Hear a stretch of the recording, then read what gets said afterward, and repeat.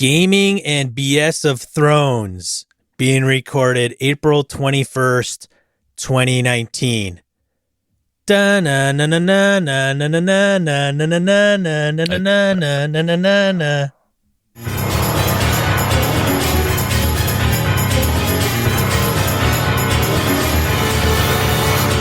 Hello, everybody.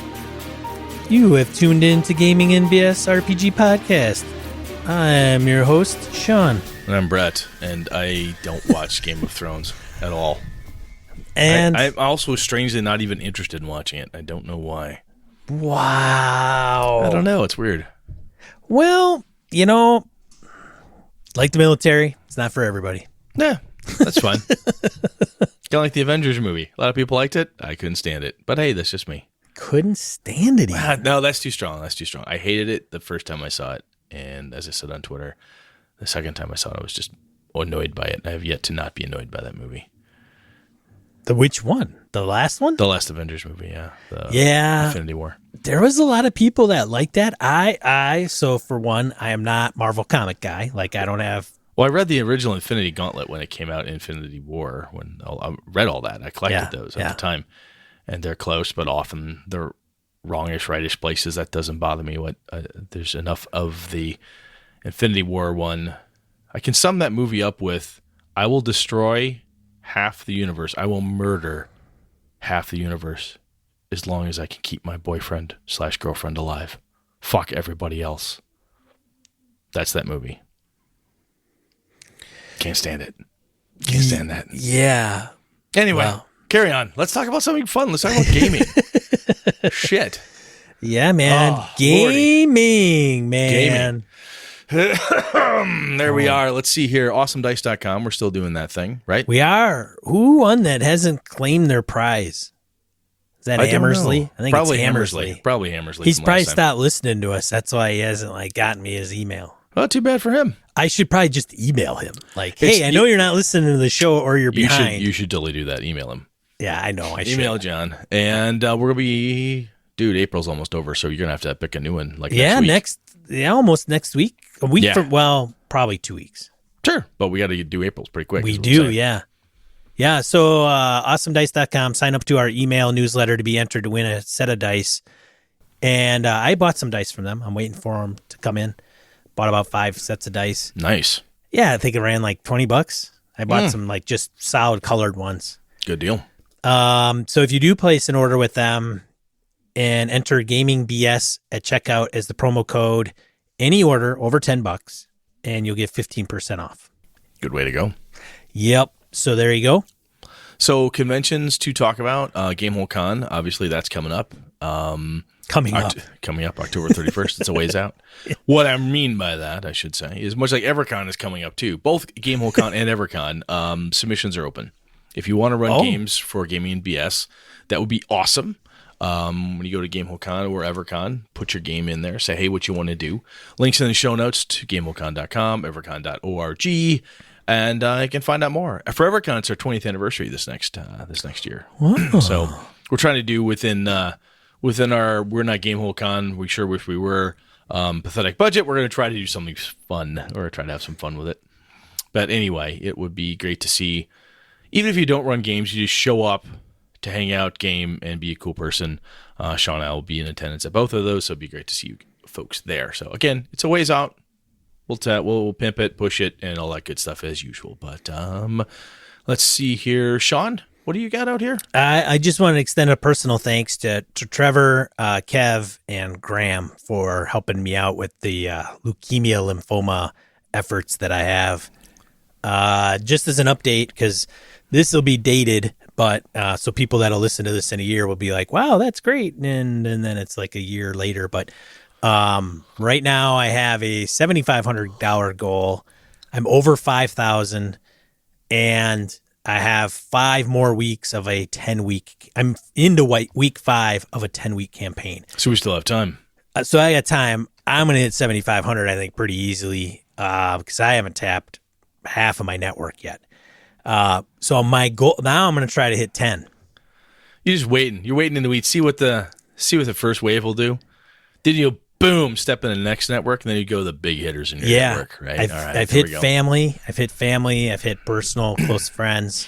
There you go. A couple places that, donate. Gamehole Con. Yes. Alex is donating two badges. Very nice. To a raffle locally in a local silent auction. So apologize for the folks that are outside the area that would like to partake in that, but just even some support like that has been very helpful. So anyways, thanks for everybody that's spread the word and all that good stuff. I keep putting updates out on Twitter and people are generous, man. They really are. I mean, and the thing is, I know a lot of people listening to us and myself at times, and I know Sean's been there too, where, man, I would love to help this. It's not in the cards for me. I don't have the funds to do that. That is totally legit. Sean and I have talked about this. That's fine. We've said that before. Even patrons of the show is mundane as that is. If you love us, but you just can't do it, that's cool, man. I'm fine. Sean's cool. That's fine. Christian Serrano's helped. So, yeah, can't forget Christian. And sometimes it's a matter of you see that post, you're like, look, I can't do anything, but you forward it through your social media contacts, and maybe it helps out a little bit. And there's somebody else out there who's like, hey, I got $5. Hey, I got a little bit I can throw in there. So it's always cool. Spreading the word helps, because I myself have not realized how many people have been affected by like a blood cancer disease. And so they'll come back and they'll be like, oh, yes, absolutely supporting you. My parents had it, or my dad, or my mom, or my brother, or my sister. I mentioned it at work in a conference call. On a conference call, I had 3 people on a call say, "Oh, yeah, I had this." So I'm like, "Well, what's your email?" Tick, tick, tick, tick. There you go. Whether they do anything, whether or not, but an 8-person conference call, damn near half of them were connected to it in some way. Yeah. So I just wanted to put that out there because I wanted to recognize the people that have helped in some way, shape, or form. So thank you very much. Thank you. It is a very near and dear to me personally effort because, it's been close to the family. Anyways, on to bigger and more enlightening things. Yeah, random encounter, man. All right. Random encounter. Random Encounter is a segment of the show where we field emails, voicemails, and comments from social media. We have a voicemail from Matt of House Cyberlick. Oh, okay. I'll sit back and enjoy. All right.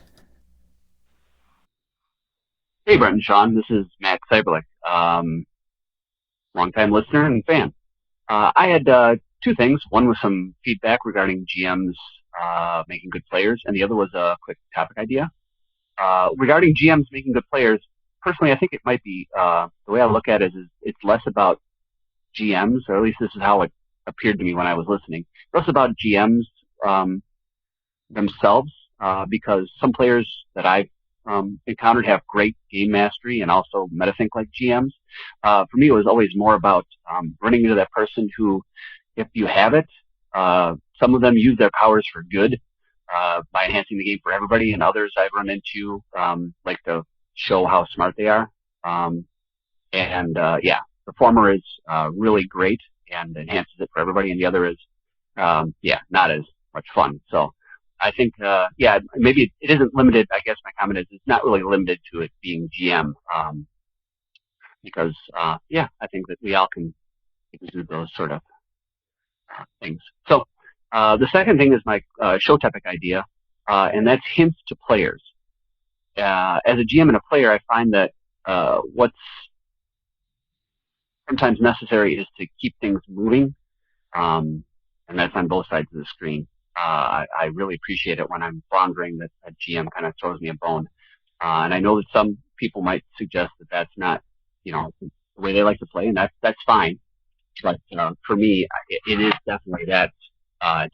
So I'd be interested if you guys have any experiences or ideas you could share about effective ways to give a hint to a player, so that they don't feel like you're ruining all the fun of discovery, or at least keep them from feeling like they're being handheld through the game. I've had hints that have been very good and have been just enough to put me over the top. And it doesn't feel like railroady or like a cheat code or anything like that. It feels like, that was a puzzle that was really hard and kind of deserved a little bit of help. But at other times where you get just handed the answer, it kind of kind of lets the air out. So I'm interested if you guys have any specific examples of that, or just any general guidance for relatively young game master. So thanks, and love the show. Keep it coming. Gotta unmute myself. Thanks, Matt, for the voicemail, man. Yeah, that was a damn good topic idea as well, and points well taken on who makes good players and who not. And it's interesting because we as gamers in general will say, "Does this thing work?"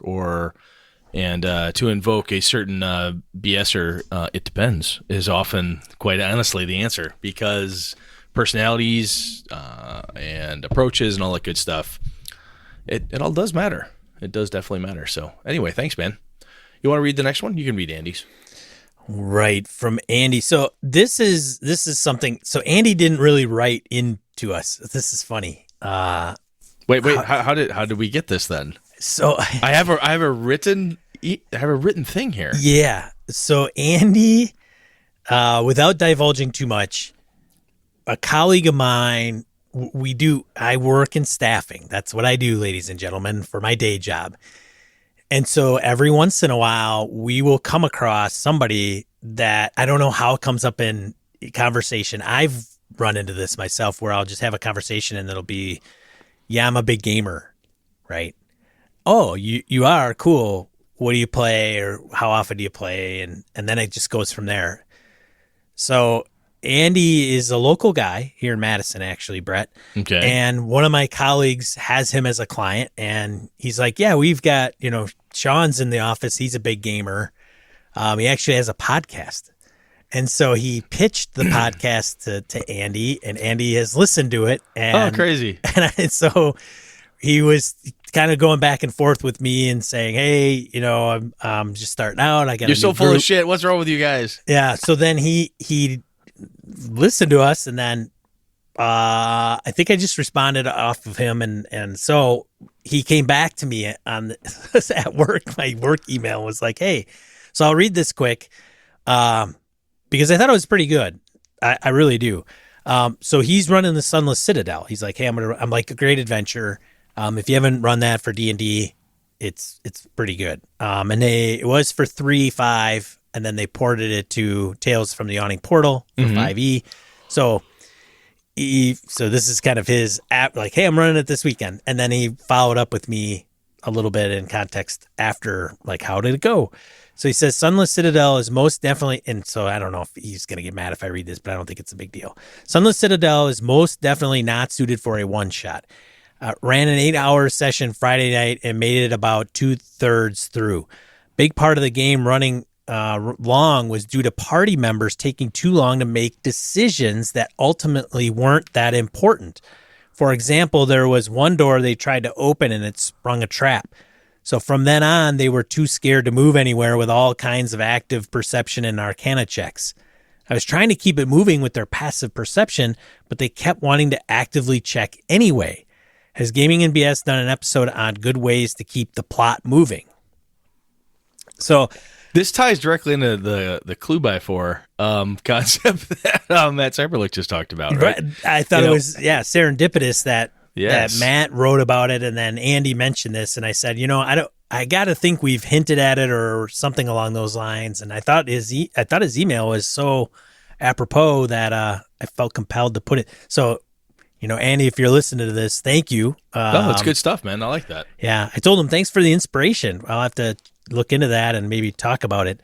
I think we've talked about this in bits and pieces, but just kind of as a general tool set, right? We've talked about, hey, traps. How do you deal with traps? How do you deal with this thing?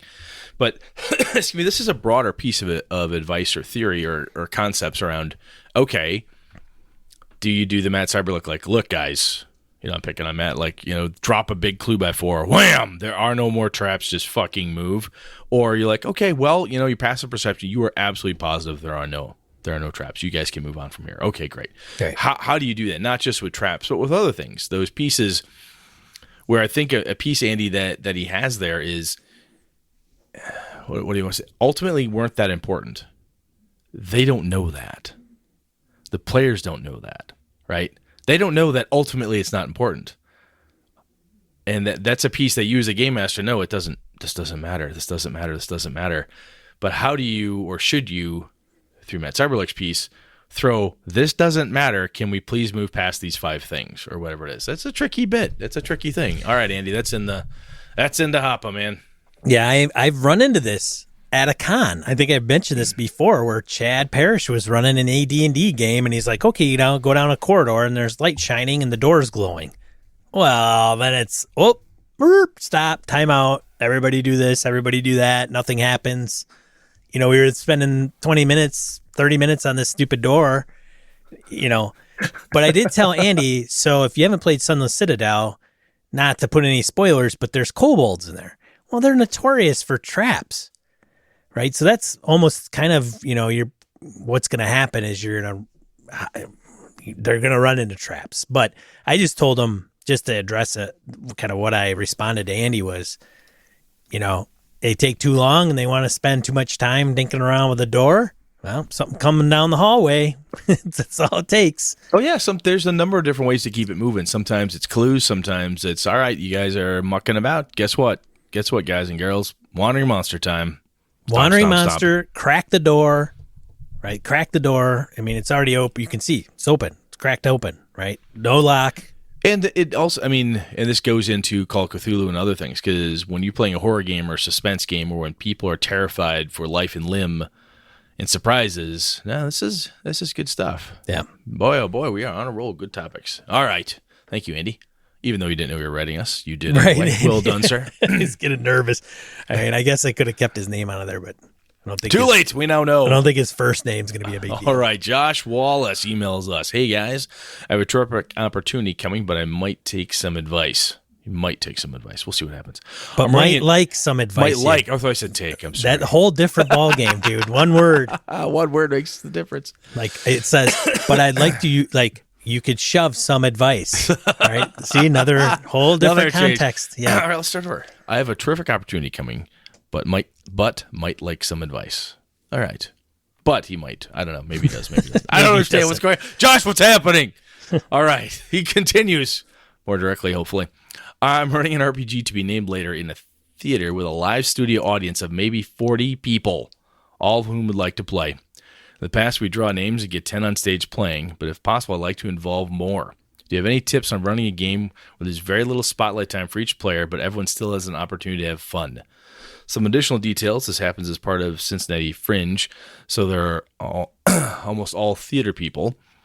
It's from 10 p.m. to 2 a.m. There will be alcohol served in the bar down the stairs. Serving alcohol to players and our audience members is an option. Most people have a passive familiarity with D&D. In the past years, I've homebrewed something very rules light based on D&D.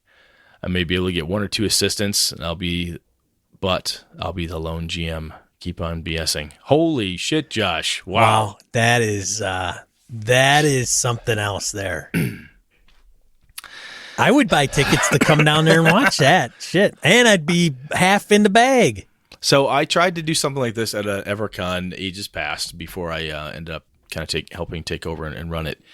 I was running a game in the library there, and I had about 10 different people watching, not nearly 40 people. Only 10, a fourth of them. And the play would be going along. I would stop. I would grab a person and say, what should happen? And I would grab an audience member. What should happen next? And they would be a dragon attacks. You got it. And something would happen. Very ad-libby type of thing. If you have a bunch of actors there where people are into theater and so forth, that sort of whose line is it anyway approach may serve you very, very well. Might want to keep the alcohol to a sort of minimum, depending how crazy you can get. I did some theater in college. I know how nutty theater folks can get on occasion. One of my good friends is doing theater right now. Anyhow, that's an idea if you've got assistants and so on. And the other component is that you can have somebody come up. I toyed with this idea is that you have pre-gens. You've got X number of people. Either when they die or they roll a predetermined number, like a 5 or lower, they're out, cycle them in. Someone else from the audience has to take their seat. No matter what it is. In the middle of a fight, you roll the 1, you're out. Sean, you're in. Okay. And now Sean has to be in the middle of the fight. It's just cycling people out whenever a die roll of a 20 or something else is rolled. You pick a number type of thing, or a random event occurs, seemingly random perhaps, and then you cycle people in and out of the game. So they're walking up, they're walking out. They have to pay attention. And so, yeah, kind of cool. I would, going off of Brett a little bit, you could write or have a hat of some kind, and you could put in, and this is depending on how you would want to do it. You could either do it per class, per character, per player. Maybe you just have all of them in one hat together. Is you write up a saying that the character and the player have to say out loud on a given cue. So if they roll at a certain time, or if maybe you just have to point at them, right? As the kind of coordinator, game master, you point at them. So say Brett always has to say, "Huzzah, I am the ruler," regardless of what's going on. That's his catchphrase. And no matter what, like, you can always pick a time where you just point at Brett and his character has to say that. So then what happens is you can make it as opportune or inopportune as you want. And I think if you had so many different little sayings like that, aside from just playing and dictating, you could take a serious moment, point to Brett and just go, "Huzzah, I am the ruler here." And if you had Brett with a couple cocktails in him, I'm sure that would go over crazy. Even more.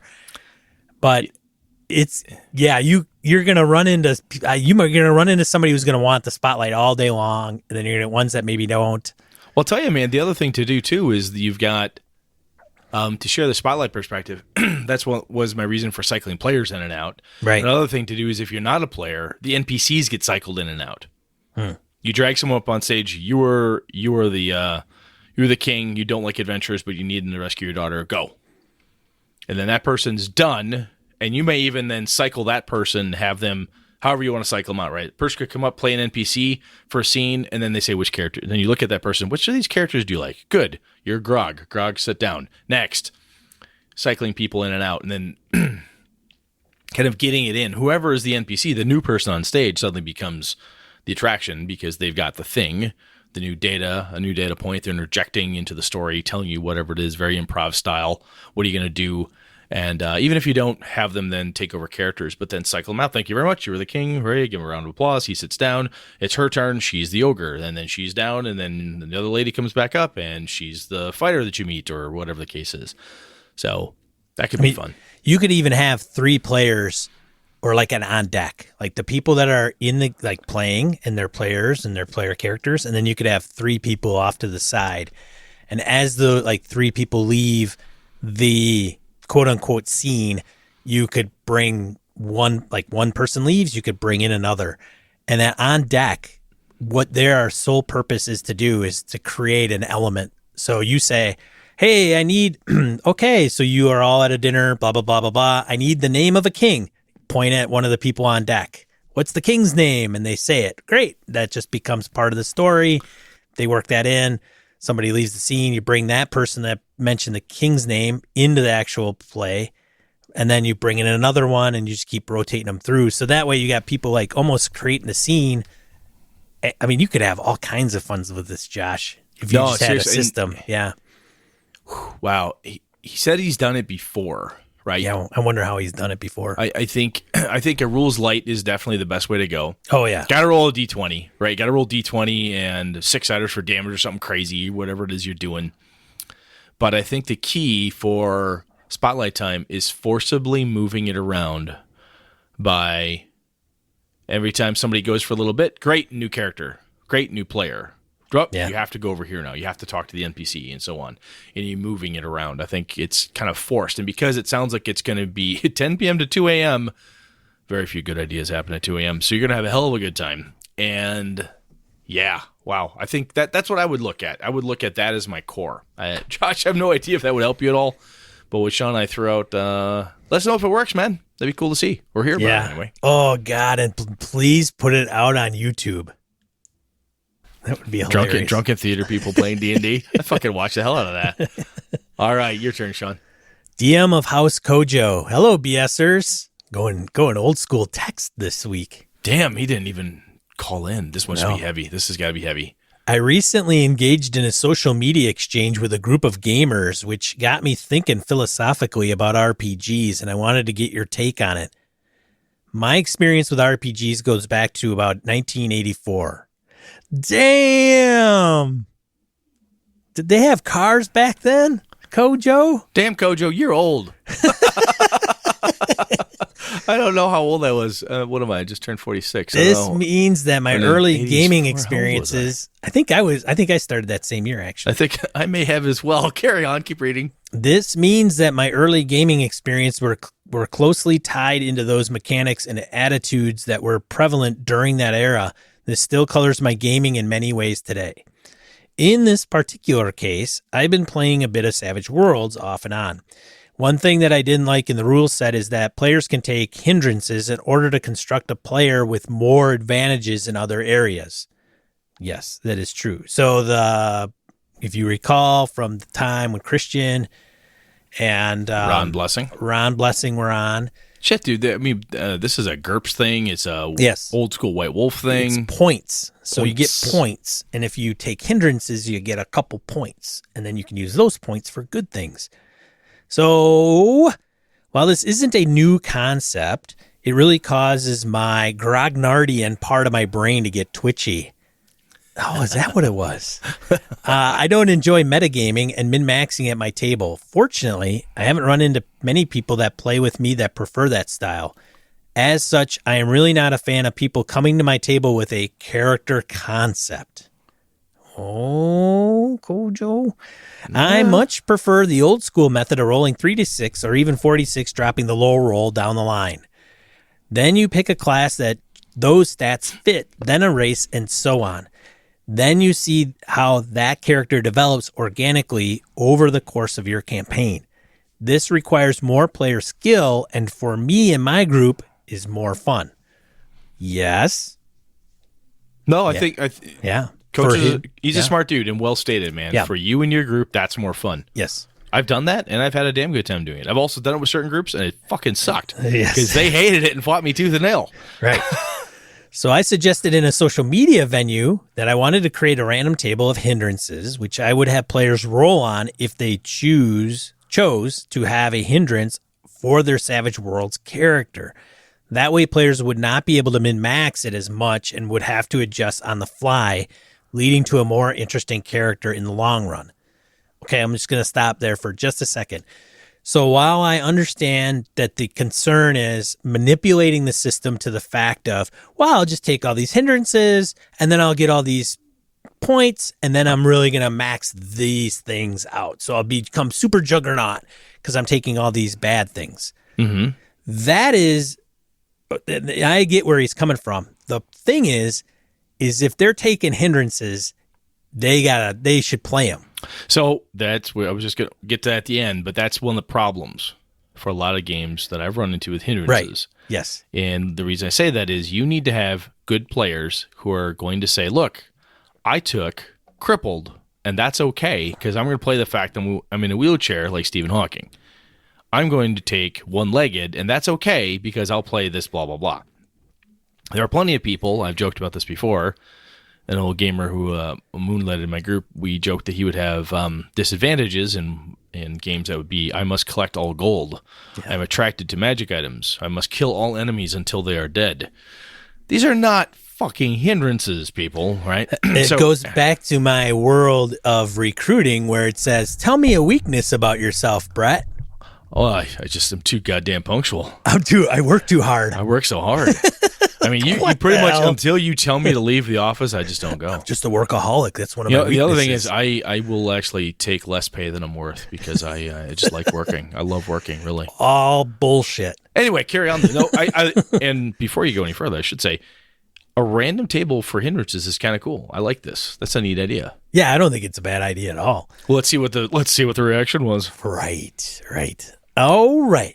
You would think I suggested everyone give up their firstborn child before making a character because the opposition to such an idea was significant. I have many children. On any given day, I may give you one or more of them. So that's not threatening to me. Anyway, carry on. Yeah, and I have no concept of that because I have no children. So to Yeah. me, it's like, Yeah, can't you just kids. get one down the street? Like, Are they like cats? Aren't they like cats? I got cats. I see some people leave them in grocery stores unattended. I don't know. They seem like they're free. Anyway, carry on. What a tangent. I was essentially painted as this backwards thinking dictator at the table who would drive players away because I took away their agency. Shame on you, Kojo. They all seemed to prefer to come to the game with a character concept already in mind and wanted to build that specific character. And the idea of having to conform to anything about their character that did not fit their concept was abhorrent to them.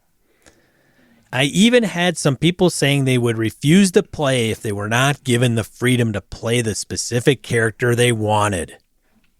Whoa. Wow, that is heavy. That's a good way to little give and take on that part. That's nice. That's nice. A lot of give and take. You know, fuck you, run the game I tell you to with my character, or I won't play with you. That's like friendly.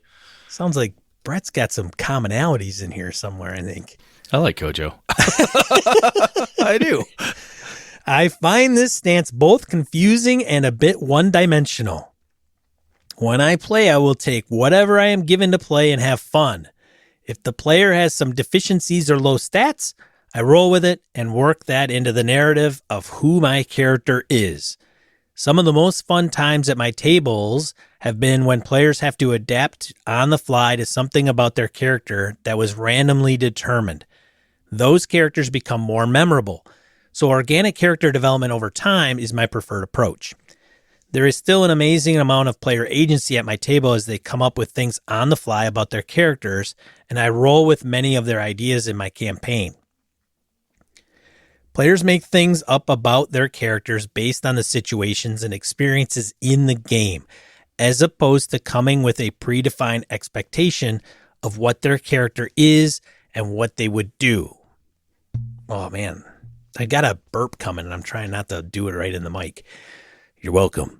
I am not trying to tell people how to have fun, but sometimes I feel that a person needs to be the cleric or thief or whatever the party needs to be successful. Taking one for the team, if you will. Because if 5 players want to be a wizard and nobody wants to play a fighter, then the party could suffer as a result. Whoa. Also, I am a bit saddened to see people limit what they think they can have fun playing. One poster on my comments said he has never played a rogue and he never will because he already knows he wouldn't enjoy it. But in my mind, how do you know if you have never tried? Just like I get a bit frustrated with my daughter who only will eat cheese pizza despite never trying other ingredients. I get frustrated with players who have such a narrow focus on what fun should look like. If you never try any flavor of ice cream besides vanilla, you may be missing out on great experiences and never know it. Yeah. It's true. It's true. It's true. Try sushi, ladies and gentlemen. It tastes good. I don't like it. Well, as long as you tried it, that's all I can ask. I did try it. Didn't like it. I'd try it again, though, because it's been a while. Well, anyway, carry on. Brett and Sean talk about sushi. So I am curious about your feelings on players bringing a character concept to the table versus them rolling what they get and adapting as they go. I've yet to play 5e largely because when I try to read the character creation chapter, it is largely tailored towards building a character concept, metagaming, and min-maxing due to unlimited choice of race class combinations. No negative modifiers for any race, suggestions of a point buy, or use of a standard array of scores, etc. For example, the first step listed in the 5e PHB is pick a race and class. But to me, you should roll stats, then pick a class and race afterwards based on what options are available based on those rolled stats. The 5e raw, or rules as written, definitely promotes players making very specific concepts from the start of character creation. If that is fun for players, then more power to them. But to me, it is definitely a foreign concept of approaching character creation. I am willing to give it a shot, as I am currently doing with Savage Worlds, in order to try to find out firsthand if it works for my group or not. And I will report back when we give 5e a try. As always, I value your thoughts on the matter. Sincerely, DM Kojo. Whew, good stuff, Kojo. Wow. We have talked about this a little bit, where we've talked about kind of organic character growth and so on. I think we could easily digress for an hour on this sucker. So, Kojo, this is good. This has been a banner episode for more topic ideas. This is going in the topic bin, dude. Brett's job has become significantly easier in the last 25 minutes. It has. This is awfully nice. Brett, what are we talking about Kojo. next week? Oh, let's see what Kojo has to say. I'm not sure. I'm just going to reach through FaceTime and strangle Brett for the first time. Topic from Kojo. Ta-da. Woo. There we are. Nice. Yeah. No, that's good stuff, man. Yeah, you can get some people's blood boiling around some of that stuff. I think the interesting piece here is that Kojo says, I like to have fun doing a certain thing. I will try this other thing, right? I'm willing to give it a shot, as he's doing with Savage Worlds. He will try 5e. He'll do these things. He's going to try it. And I think an interesting component to some of this stuff is the people who will never try something because it doesn't sound like I'd have any fun, or I know it would not be any fun. Have you ever tried it? No, I just know. There are some folks that very strongly believe that without, and we'll get into this when we get into the topic, but some of this I think has to do with trust in the game master and the way the story will unfold versus having a mechanic to enforce certain things. And we'll talk about that in the show topic itself when we get to it. But thank you, Kojo. Thought-provoking, good stuff. Well written, as always, sir. Thank you very much. Now, if we bring up that show topic, Brett, we're going to have to reference this letter or this email. Like, I want to, because I copied the whole darn thing. Yeah, okay. Yeah, I copied it. So we can almost go bam, bam as a retort or discussion through the whole thing. So I got it. I got you covered. I know what I'm doing. All right, man. All right, let's get It's easier when everyone does half my job for me. I love it. That's true. Let's get into I am an IT director. It's nice when people do all the work for me. I can take credit. This guy, I tell you. Main topic, ladies and gents.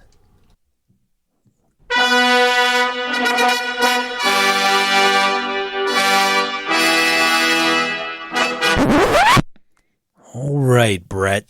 So speaking of stealing shit from our listeners, Tony Baker asked us about recovering from a bad game. He said, well, I'm sure neither of you have ever run a bad game before. Tony, you're far too nice. It can be a little bit intimidating and difficult to recover after you've run a bad game. How do you engage the players again? Do you discuss issues with the game at that point, or do you just move on? How do you approach resolving or improving? So, Tony, I thought those are good questions. Now, Sean and I have talked in the show before where we fuck stuff up. I know I have. Like, what? Oh, wow, I screwed this up. There's a couple of them, learning from mistakes, and a few others. If you dig through the back catalog, you'll find me bemoaning my mistakes a few different times. So, Sean, you've had bad games. Yeah. Nope. I've been in them, Sean. What? How do you know? First, the question should be, how do you know you're in a bad game? You know what's interesting? That is actually a very interesting point because how do you define bad game? I have had game sessions where I went, that session sucked. In my heart, my whatever I have for a soul that's left, I'm like, man, that was terrible. I'm like, hey guys, I'm sorry. And then people are like, no, that was great. We had a really good time. Like, you do not have to, kiss my ass on this one. I am sorry. I really phoned it in. And people will stare at me and go, no, that was great. And I've had other times where I'm like, boy, I thought that went pretty well. So I'm like, yeah, it was all right. I struggled a little bit with like, oh, fuck, I can't read this at all.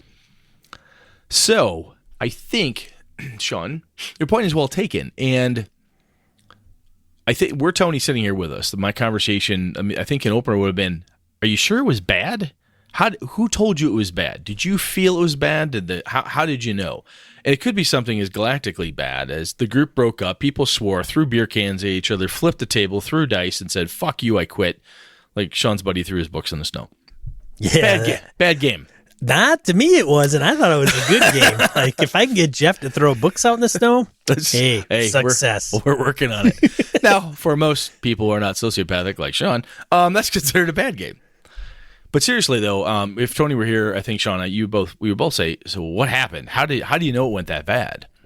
Because he's talking about engaging players, talking about issues, and so forth. So I think to move this forward at all, we have to assume that it is agreed upon by at least 60+%, 75% of the group, that did not go so well. And I think sometimes, depending where it breaks, depends on the medicine you need going forward. Sometimes it breaks at the end of the campaign. That ending sucked. Oh, sorry. A little late now, right? It's over. Well, let's move on to the next one. That type of a fix to me is generally a little bit simpler. Like, well, I don't like the way that one ended. Okay, make note, don't end it like that again.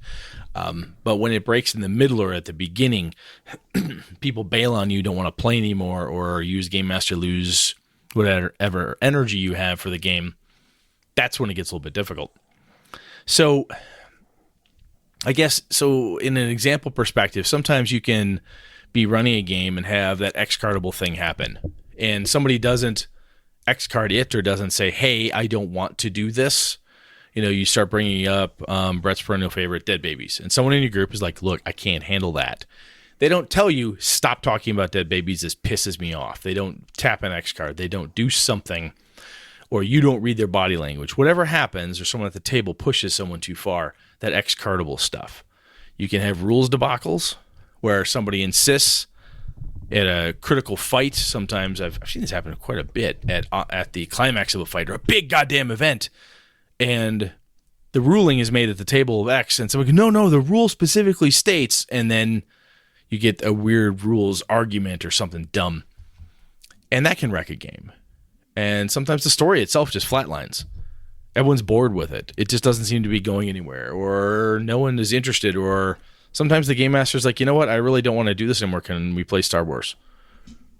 And everyone goes, yeah, it was just D&D again anyway. We're just kind of playing to play. Sure, I'll play Star Wars. Sean, do you have any ideas, or I shouldn't say ideas, examples of bad games or way a game could break on you? That I know you haven't had happen to you, but perhaps rumors you've heard of others. Well, you know, you got nothing? Well, I think there's examples of how things could go awry. Mm-hmm. I don't know if I would say that if it would go to such an extent that it would be a bad game. So what would you do to define a bad game? How would you define a game that's bad? Oh, well, one is it an actual game that is bad? Like, is it constructed bad? Are you playing Fatal?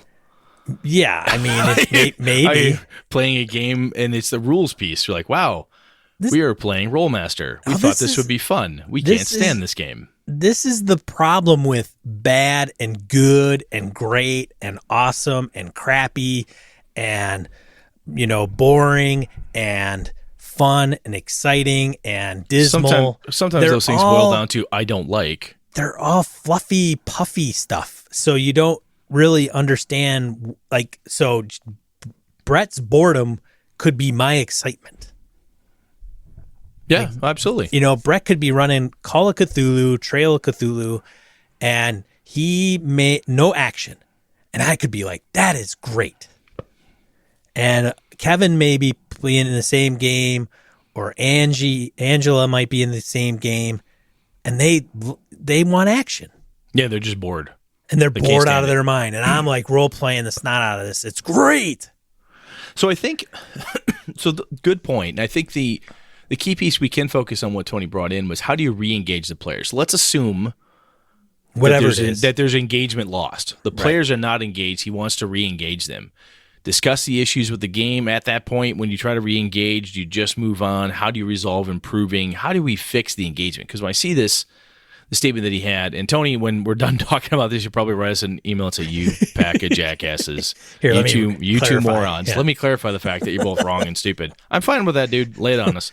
But, so, if you've lost engagement, have you had or seen that happen? And sometimes it's as simple as half the table is bored, one person. I've lost engagement, and I'm running the game. There you go. No, that's legit, man. That's absolutely legit. That is the thing some people would call bad. But if we just say lack of engagement is what we're defining as bad right now, yeah, if the game master, if he or she are there like, you know, I'm just whatever. I don't even care. Can we play Star Wars? I'm done with this. I think you're going to be in trouble. So that's what I'm doing. Shit cannon Star Wars and running Tomb of Annihilation. Why? I don't know. Maybe I'm lost engagement. Hey, no, that's important. I have had it where with my Warhammer game, I mentioned this on the show a number of episodes back. I had some guys that just could not engage because they were struggling with the rules. The players simply were not engaging. And we've had it before. I played Lamentations of the Flame Princess with that group, and I had a player different player, just couldn't take it. As far as not fun, not having a good time. Like the story, just the system got in their craw for some reason, and they could not engage past that. I am not a fan of the first time I've played. I had fun when I played Dungeon World with Chris Nizak running it. It was okay. I wasn't like, oh my God, this is the best game ever, because there are aspects of the rules I wasn't keen on. When I played Fate Accelerated with Tom Flanagan from Knights and Night running it, I loved his Dresden storyline. I loved his slow burn approach to it. I was not a fan of the game system. It felt blah to me. Savage Worlds felt blah, as I've talked about before. And that doesn't mean I wouldn't try those again, but to re-engage me in that one of those things, I need time, right? So if someone says, hey, I want to run Savage Worlds again, I'll be like, I'm down for that, man. I haven't played that. Last time I played, I didn't have a really good time. But I tell you what, today's my day. Let's have some fun. And I think sometimes re-engagement, depending what caused the disconnection, the disengagement, it can simply be time. You guys did not have any fun with Warhammer First Edition. Got it. Push that aside. I'll bring that back out another time later on. I have a pretty good idea why a couple of guys in my group did not engage with it. I know enough about... I've known these guys for over 25 years at this point. I know why. Now would not be a good time to bring that back up. Right? Let's bring that up when everybody's ready for that type of change. Whatever that is. So I think sometimes it's time. And it's not... And the re-engagement with the players is like, hey, Sean, I know you had a lot of fun playing Call of Cthulhu, but we're going to play some D&D this time because, hey, the rest of the crew is in on it. And Sean's like, oh, yeah, sure, I'll play D&D. Yeah, I like that game too. Sometimes it's a matter of taking the source of the disengagement and just pushing it out. If it's something as simple as we didn't have fun playing the game system, or the system was difficult, or we didn't like it, or whatever the reason is. Does that make sense, Sean? Yeah, it does. And I agree with some of the... Did I just say agree with some of the things Brett said? I like that. I'm writing it down. Hang on. Well, Sean end the show right now. I said. But I think time does play a role, does play a part in all this. I think it's also interest level. Like the style of play comes into the situation. Some of even what Kojo mentioned, I want to do it this way. They want to do it that way. You get into that, players disengage. How do you get them back into that? Well, maybe it's just a mismatch. Like, hey, they want to play this way. Kojo wants to play that way. You're not going to get peanut butter and jelly to be really cool sometimes. Yeah. People are going to love peanut butter and jelly, and they're going to be people that hate peanut butter and jelly. Yeah, like Bob from Mr. Art to Market. Right, that's right. Bob's like not that peanut butter and jelly guy. We still don't know what's wrong with Bob. We're doing medical sciences engaged. We'll figure that out. Yeah, we got him under a microscope. Surveillance. Yeah, He's under surveillance. So the other piece where you talk about this, and I threw it in the notes here, is sometimes the answer is don't re-engage with that group, depending on the level of bad. Right? Yeah, I mean, I've left game groups. I could call them tomorrow and say, how are you guys doing, and go to lunch with them, and there's no bad blood. And I've gone on to beat other great players. Like Brett. I played Star Wars with him. I'm not playing a game with Brett now. True. And probably won't ever again. What? Oh, it hurt my feelings. Just kidding. No. But no, I think sometimes, and this is, we've talked about like golden age of gaming with all the different groups and stuff, and there's Roll20, there's Fantasy Grounds, there's tons of stuff you can do online. You can find new players. It is difficult to say, I'm not going to game with you, pack of bastards, anymore. Right? But sometimes, depending where you're at, and this is the hard decision, this is like the worst end of bad / disengagement, where you have a group of people, sometimes it's the game master, the other players, and you as the outsider. Sometimes it's you as game master and a group of players. Sometimes the group is split, where a game master and two players like X and the other 3 players don't give a fuck about any of that, you need to split. You need to not play with these people. I mentioned at the beginning the X card stuff, and sometimes you can get involved with toxic people. I know sometimes people say, oh, that's a buzzword, blah, blah. You can get engaged with some real motherfuckers who are not pleasant to be around. They're essentially, for your morals, your ethics, and what makes you you, you would view this person as a bad person. Do not feel bound to play with that person. Get the fuck out of that game, right? So sometimes you do need to completely disengage and go engage with a whole different group of people. That's a very extreme example, but sometimes that has to happen, I think, just for your own sanity. And people grow.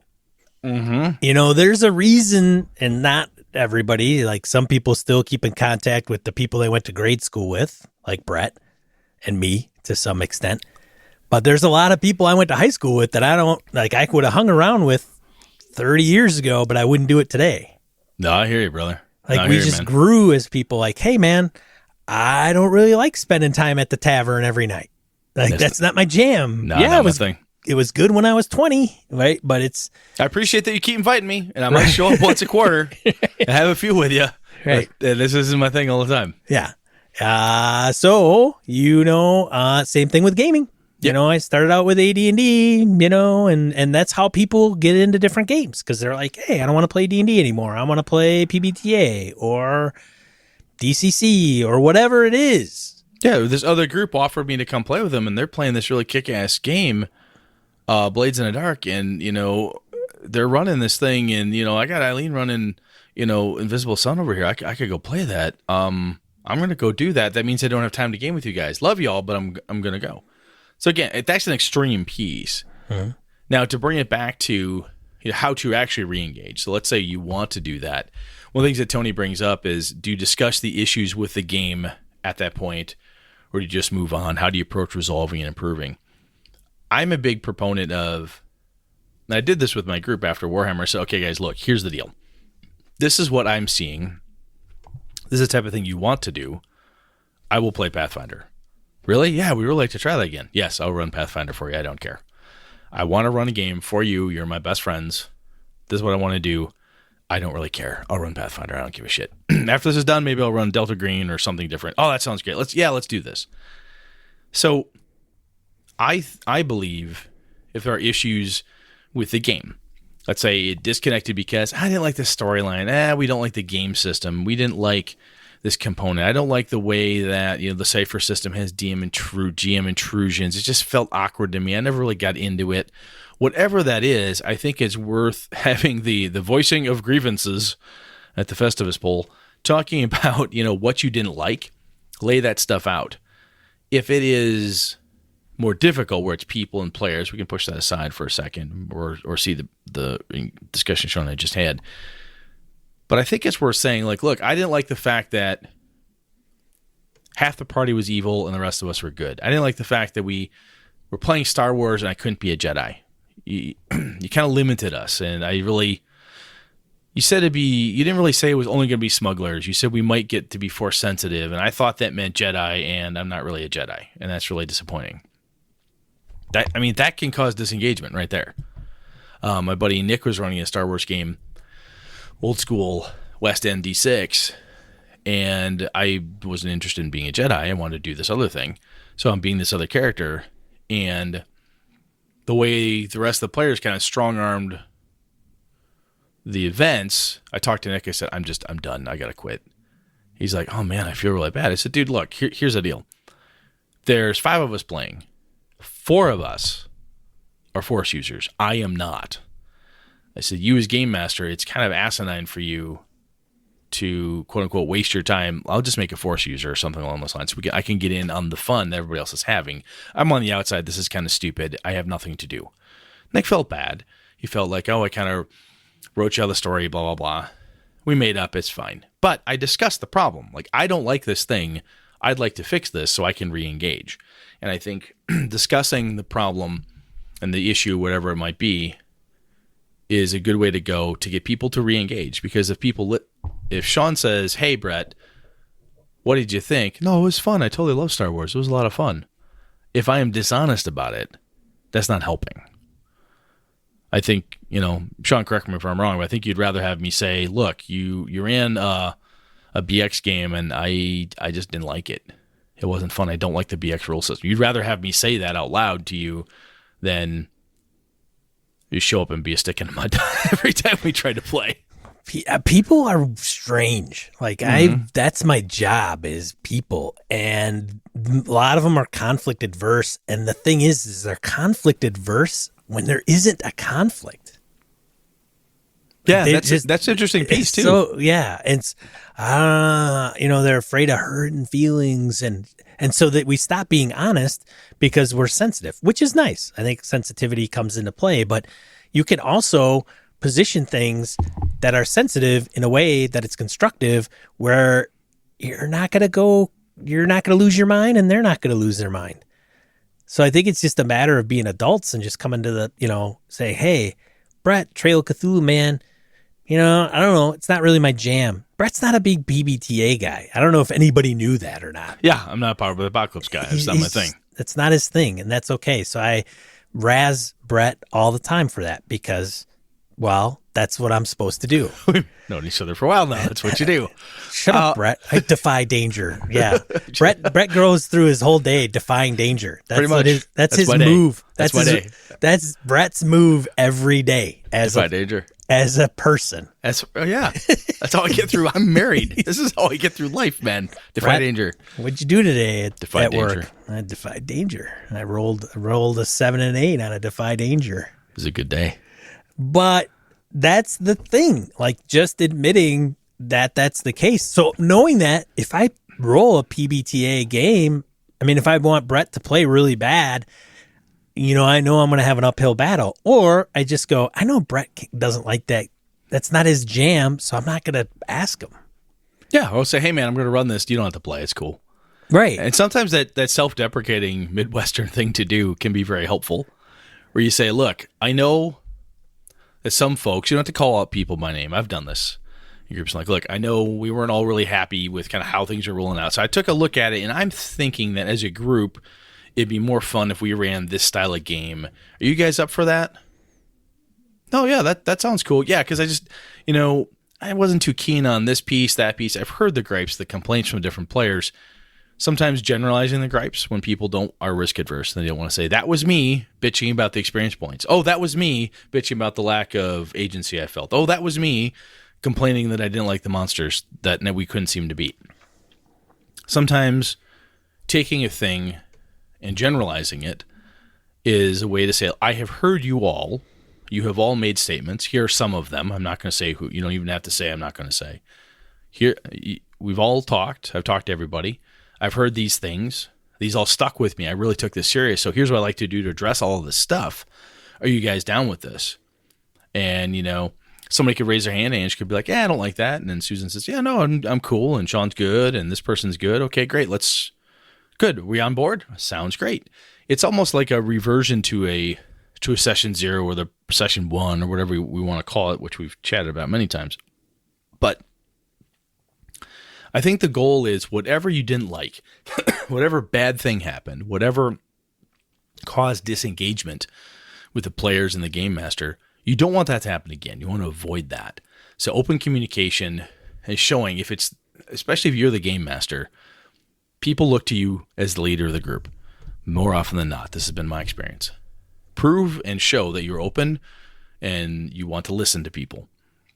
Don't argue, right? Well, I felt this way. Well, you can't feel that way. Don't do that. Don't do that. Someone said that I felt like this game wasn't much fun. Really, what didn't you like? I didn't like this. That's fine. They didn't like the rule system. Who gives a shit? Find one everybody likes and play that.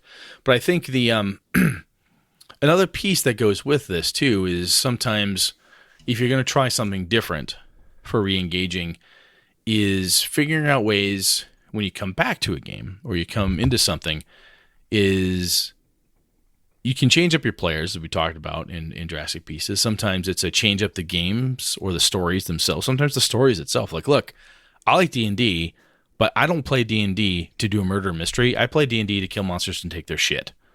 Okay, so we want to play D&D? Yes. Good, that means orcs and giants. Yes. Okay, cool, off we go. If they don't want a city adventure, they don't want to play in Avalon, they want to play out in the wilds of Greyhawk in the hinterland somewhere, beating up Ayuz and his minions, that's what they want. That's the type of story they want. Stick to those. You can engage that way. Another piece is to improve your knowledge of the rules if you're the game master. Sometimes I have found it isn't always the players who will not know the rules. It's when you get in a rules lawyer argument, and I've seen this happen, and it's happened to me, where I don't know the rules as well as someone at the table. And I get engaged in this stupid pissing contest of who's in charge of the rules, right? So improving either your knowledge of the rules or as you set out to avoid that issue, saying, hey, look, here's what we're going to do. I know I don't know all the rules as well as Bob or Julie, and that's fine. What I'm going to do is I'm going to make rulings. If we find out I'm wrong, we'll retcon it or whatever. We guys agree? Okay, let's go and move on. So I think overall, my answer to Tony would be, first off, hey, what happened? That sucks. How would I re-engage people? I'd be like, all right, get it on the table. Seriously. And it doesn't have to be confrontational. It can be generalizing because this is fun. It's supposed to be a good time. It's supposed to be a hobby.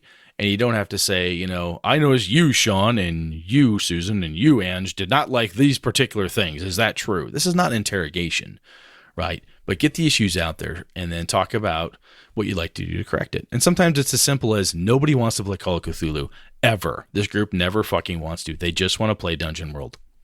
Okay. If you don't want to play Dungeon World with this group, guess what you got to do? You got to go find another group. Sometimes it's that simple. Sean, anything else? No. So, Tony, I don't know if we hit your points or not. I think we did. Write us back. Let us know. Give a call in, whatever you got to do. And folks, I read Tony's comment, and anybody who listened to the last episode where he'd mentioned that. If you think we missed it or you've got some better ideas or concepts, throw them at us because it's always good to share. Sweet. Get it on the table, as they say. Yeah. Thanks, Tone Sugarloaf. Thanks, man. Shall we? Yeah, Daryl. All right, I got a couple this week. Dungeonology, the Expedition. It's a strategy game for 2 to 4 players, ages 14 and up. There's an article on Geek and Sundry that covers a little bit of the game, which is interesting. It is Kickstarter.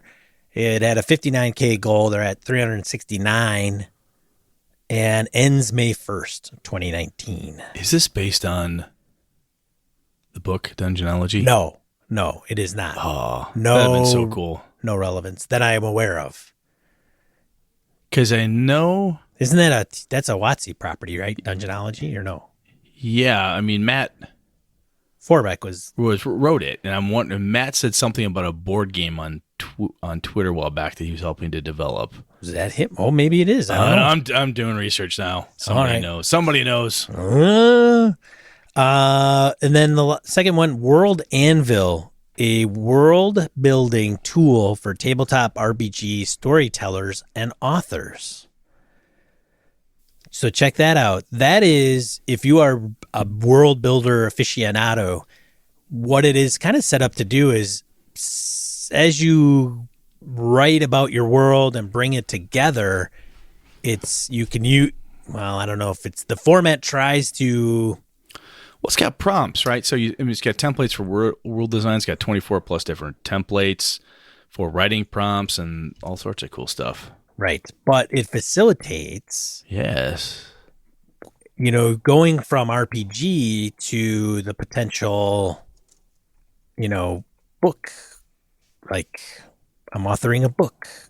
I don't know. Fanfic's not the right word, but... Oh, like Avalon, like all right, sorts of Avalon, stuff. Yes, Yeah. A perfect example, Brett. Jeez, yeah, I mean, man. this is online character sheets and stat blocks available. Digital storyteller screen. Wow, this looks kind of cool. That's very neat. That's a good find, man. Yeah. And then there was another one, and if I can bring it up in the next couple seconds, I will do that. Oh, Astral Table. This is another one. So I'm going to thank Tony Sugarloaf about this one. So Astral Table is a kind of a competitor to Roll20.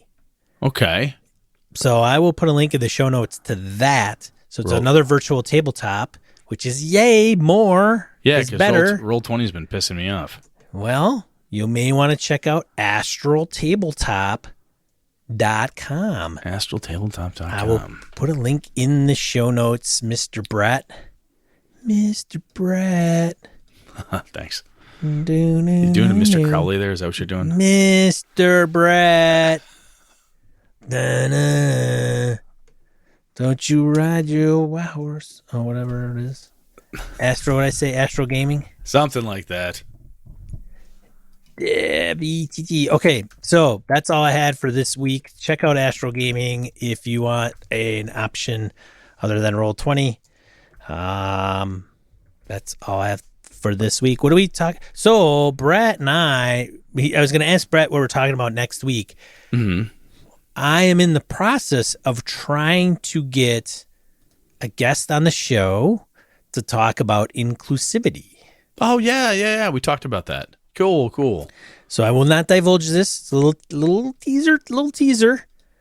But the whole angle was, and a friend of ours is putting us in contact with her, because we're two average middle-aged white dudes that probably don't know have, shit about inclusivity. We minimal. I mean, I don't have the problem. I I don't deal with this. We have a certain perspective. Yes, that's a better way to put it. Yes. And there are others Yes. that have a different perspective. Mm-hmm.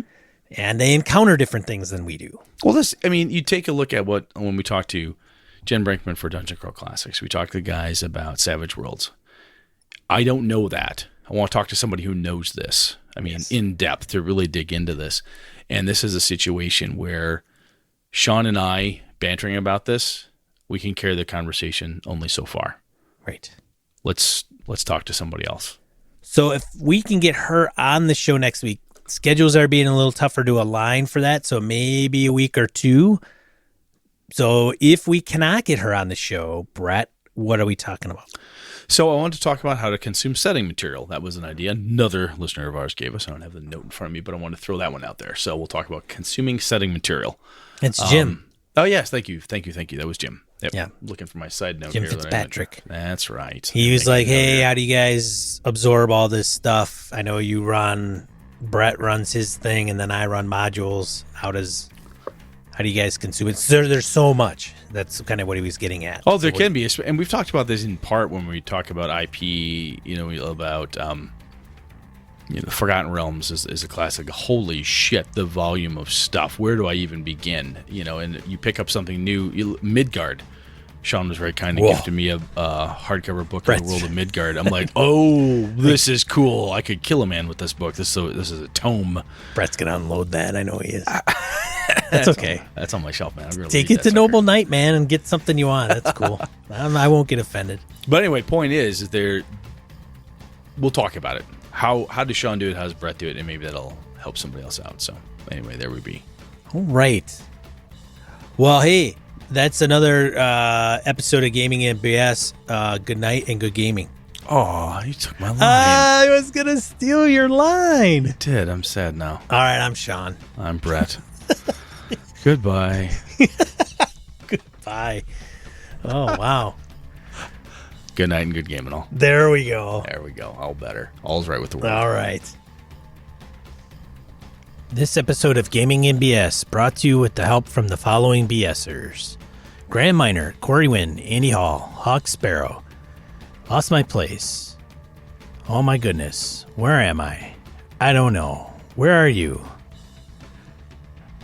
Craig, Thomas Hook, Aaron Coleman, Niall Diamond, Corey Gonzalez, Brandon Barnes, Maurice, Ron Bishop, Closet Gamer, Christopher Gray, Perry Basor, Eric Salzwedel, Mark Tasaka, Bruce Cunnington, Pure Mongrel, Laramie Wall, Chris Steele, Angus, Trevor Davis, Dan LaValle, Howard Bishop, John Hammersley, Robert Nemeth, Larry Hout, Old School DM, Sky, Stefan Dragonspawn, Mark Anthony Benedetti, Michael Dinos, Ray Otis, Jim Fitzpatrick, Jeff Goad, Jason Hobbs, C.W. Mellencamp, John Coward, Eileen Barnes, Roger Braslett, Wayne Humfleet, Finolf, Chad Glayman, Mirko Froelich, Lord Tentacle, Curtis Takahashi, Joe Swick, Kevin Lovecraft, Josh Wallace, Andy Olson, and Tony Sugarloaf Baker.